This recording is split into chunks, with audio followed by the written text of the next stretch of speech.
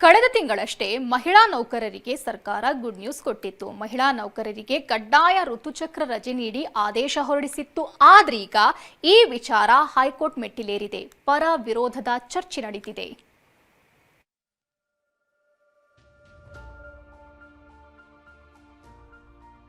ಮಹಿಳಾ ನೌಕರರಿಗೆ ಋತುಚಕ್ರ ರಜೆಗೆ ಆಕ್ಷೇಪಿಸಿ ಹೈಕೋರ್ಟ್ಗೆ ಅರ್ಜಿ. ಸರ್ಕಾರದ ಆದೇಶಕ್ಕೆ ಮಧ್ಯಂತರ ತಡೆಯಾಜ್ಞೆ ನೀಡಿ ಹಿಂಪಡೆದ ಕೋರ್ಟ್. ಸರ್ಕಾರಿ ಹಾಗೂ ಖಾಸಗಿ ವಲಯದಲ್ಲಿ ಕೆಲಸ ಮಾಡುವ ಮಹಿಳಾ ನೌಕರರಿಗೆ ಋತುಚಕ್ರ ರಜೆ ನೀಡಬೇಕೆಂದು ರಾಜ್ಯ ಸರ್ಕಾರ ನವೆಂಬರ್ 20ರಂದು ಆದೇಶ ಹೊರಡಿಸಿತ್ತು.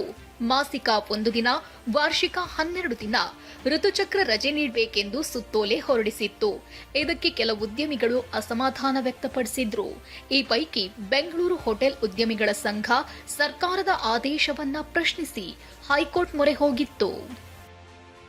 ನಾವು ಈಗಾಗಲೇ ವಾರದ ರಜಾ, ಅರ್ನ್ ಲೀವ್ ಮತ್ತೆ ಸಿಕ್ ಲೀವ್ ಅಂತ 12 ದಿವಸ ಕೊಡ್ತೇವೆ. ಅದಲ್ಲದೆ ಮಹಿಳೆಯರಿಗೆ ESA ಲೀವ್ ಗಳನ್ನು ತೆಗೆದುಕೊಳ್ಳುವಂತ ಅವಕಾಶ ಇದೆ. ಇದಲ್ಲದೆ ಫೆಸ್ಟಿವಲ್ ಲೀವ್ ಗಳನ್ನು ಕೊಡ್ತೇವೆ. ಇನ್ನೂ ಹೆಚ್ಚುವರಿ ರಜೆಗಳನ್ನು ಕೊಡ್ತಾ ಇದ್ರೆ ಬಹಳ ಕಷ್ಟ. ನಮ್ಮ ಜೊತೆ IT ಕಂಪನಿಯಲ್ಲಿ ಪ್ರತಿ ಶನಿವಾರ ಕೂಡ ರಜೆ ಇದ್ದು 120 ರಜೆಗಳು ಸಿಗ್ತಾ ಇದೆ. ಈ ರೀತಿ ರಜೆಗಳನ್ನೇ ಕೊಟ್ರೆ ಉದ್ಯಮಿಗಳು ಸಹ ಬಹಳ ಕಷ್ಟಕರ ಆಗ್ತದೆ.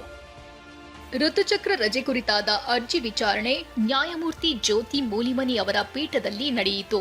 ಹೋಟೆಲ್ ಮಾಲೀಕರ ಸಂಘದ ಪರ ವಕೀಲ ಪ್ರಶಾಂತ್ ವಾದ ಮಂಡಿಸಿದ್ರು. ಮಹಿಳಾ ನೌಕರರಿಗೆ ಈಗಾಗಲೇ ಸಾಕಷ್ಟು ರಜೆಗಳನ್ನ ನೀಡಲಾಗ್ತಿದೆ. ಕಾಯ್ದೆಯಲ್ಲಿ ಇಲ್ಲದ ನಿಯಮವನ್ನ ಸರ್ಕಾರ ಆದೇಶದ ಮೂಲಕ ಜಾರಿಗೊಳಿಸಿದೆ. ಏಕಪಕ್ಷೀಯ ಆದೇಶದಿಂದ ಹೋಟೆಲ್ಗಳಿಗೆ ಸಮಸ್ಯೆ ಆಗುತ್ತೆ ಅಂತ ವಾದ ಮಾಡಿದ್ರು. ಆದೇಶಕ್ಕೂ ಮುನ್ನ ಸಂಘಟನೆಗಳ ಅಭಿಪ್ರಾಯ ಪಡೆಯಲಾಗಿತ್ತೆ ಎಂದು ಕೋರ್ಟ್ ಪ್ರಶ್ನಿಸಿತು. ಈ ವೇಳೆ ಇಲ್ಲ ಎಂದು ವಕೀಲರು ಉತ್ತರಿಸಿದ್ರು.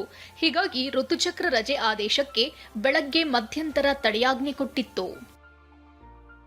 ಅಂದಹಾಗೆ ಸರ್ಕಾರ ಅಥವಾ ಪ್ರತಿವಾದಿಗಳ ವಾದ ಆಲಿಸದೆ ತಡೆಯಾಜ್ಞೆ ಕೊಟ್ಟಿದ್ದನ್ನ ಮರುಪರಿಶೀಲನೆ ಕೋರಿ ಎಜಿ ಶಶಿಕಿರಣ್ ಹೈಕೋರ್ಟ್ಗೆ ಮನವಿ ಮಾಡಿದ್ರು.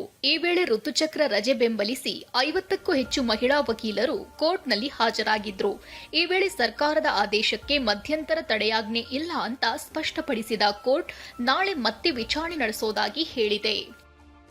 ಇನ್ನು ಋತುಚಕ್ರ ರಜೆ ಆದೇಶದ ವಿರುದ್ಧ ಹೋಗಿರುವ ಉದ್ಯಮಿಗಳ ವಿರುದ್ಧ ಮಹಿಳೆಯರು ಅಸಮಾಧಾನ ವ್ಯಕ್ತಪಡಿಸಿದ್ದಾರೆ. ಅವ್ರಿಗೂ ಖಾಸಗಿ ಆದ್ರೇನು ಸರ್ಕಾರಿ ಆದ್ರೇನು ಸರ್, ಎಲ್ಲ ಹೆಣ್ಮಕ್ಳೇ ಅಲ್ವಾ.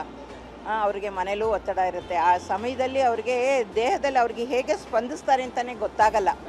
ಆದ್ದರಿಂದ ಕೊಡಬೇಕು ಸರ್. ಹಾರ್ಮೋನ್ಗಳ ವ್ಯತ್ಯಾಸ ಇರುತ್ತೆ. ಮತ್ತು ಅವ್ರ ಮನೇಲೂ ಹೆಣ್ಮಕ್ಳು ಇರ್ತಾರಲ್ವ. ಖಾಸಗಿ ಉದ್ಯಮ ಅವ್ರ ಜೆಂಟ್ಸ್ ಆದ್ರೂ ಅವ್ರ ಮನೇಲೂ ಹೆಣ್ಮಕ್ಳು ಇರ್ತಾರೆ. ಆದ್ದರಿಂದ ಅವ್ರು ಅರ್ಥ ಮಾಡ್ಕೋಬೇಕು. ಅವರು ಅಂತೂ ಮಹಿಳಾ ನೌಕರರ ಋತುಚಕ್ರ ರಜೆಯ ಭವಿಷ್ಯ ನಾಳೆ ಹೈಕೋರ್ಟ್ನಲ್ಲಿ ವಿಚಾರಣೆಗೆ ಬರಲಿದೆ. ನ್ಯಾಯಾಲಯ ಯಾವ ತೀರ್ಪು ಕೊಡುತ್ತೆ ನೋಡಬೇಕು. ಲಕ್ಷ್ಮೀ ನರಸಿಂಹ, TV9 ಬೆಂಗಳೂರು.